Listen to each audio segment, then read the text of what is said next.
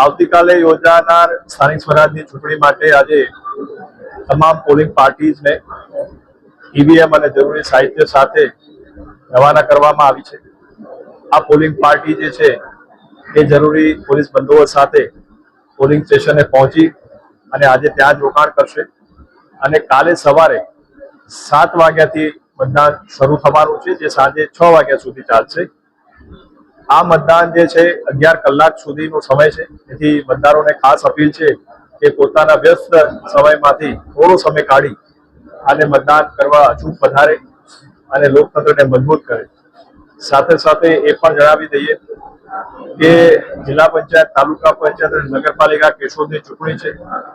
નગરપાલિકામાં વધુમાં વધુ 4 ઉમેદવારોને આપણે સિલેક્ટ કરવાના હોય છે, તો જે પણ મતદારો આવે એ 4 જે ઉમેદવારો એમને સિલેક્ટ કરી અને રજીસ્ટરનું બટન ખાસ દબાવે અને જિલ્લા પંચાયત, તાલુકા પંચાયતની જે ચૂંટણી હશે એમાં જ્યારે એ લોકો મતદાન મથકમાં જશે ત્યારે 2 મતકુટીર હશે, એક જિલ્લા પંચાયત માટેની, એક તાલુકા પંચાયત માટેની.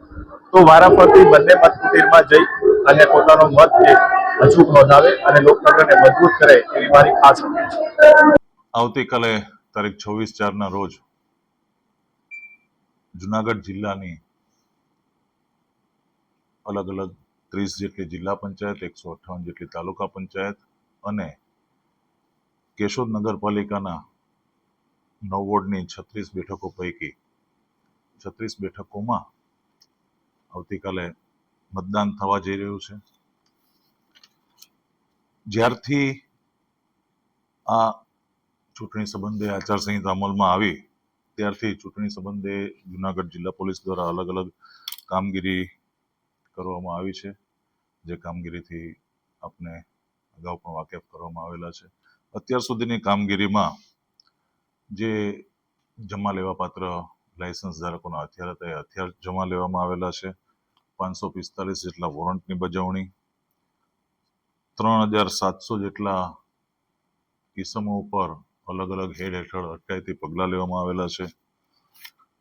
અલગ અલગ 13 ચેકપોસ્ટ બનાવેલી, જેની ઉપર રોજબરોજ 24/7 વાહન ચેકિંગની કામગીરી જે ચાલુ છે. તો વાહન ચેકિંગની કામગીરી કરવામાં આવેલી છે. હથિયાર ધારાના તેમજ અન્ય જે કંઈ કેસ છે એ કેસ કરવામાં આવેલા છે. આવતીકાલના આ મતદાનના દિવસે બંદોબસ્તનું જોઈએ તો જે બૂથ અને બિલ્ડિંગ 674 જેટલા બિલ્ડિંગ અને 1011 જેટલા બૂથ છે, જેમાં અતિ સંવેદનશીલ, સંવેદનશીલ અને સામાન્ય અલગ અલગ બૂથ છે, એમાં જે ક્રાઇટેરિયા છે ફાળવેલો છે, ક્રાઇટેરિયા નિયત કરેલો છે એ મુજબ પોલીસ તેમજ હોમગાર્ડ, જીઆરડી આ તમામ જવાનોને બંદોબસ્તમાં લઈને કુલ એસઆરપી સાથે 2691 જેટલો બંદોબસ્ત છે, અધિકારીઓ સહિત તમામ. સાથે સાથે 67 જેટલી સેક્ટર મોબાઈલ છે કે જે મતદાનના જે બૂથ છે એ બધા બૂથને આવરી લઈ અને 67 જેટલા સેક્ટર પોલીસ મોબાઈલના રૂટ છે જે સતત પેટ્રોલિંગમાં રહેશે.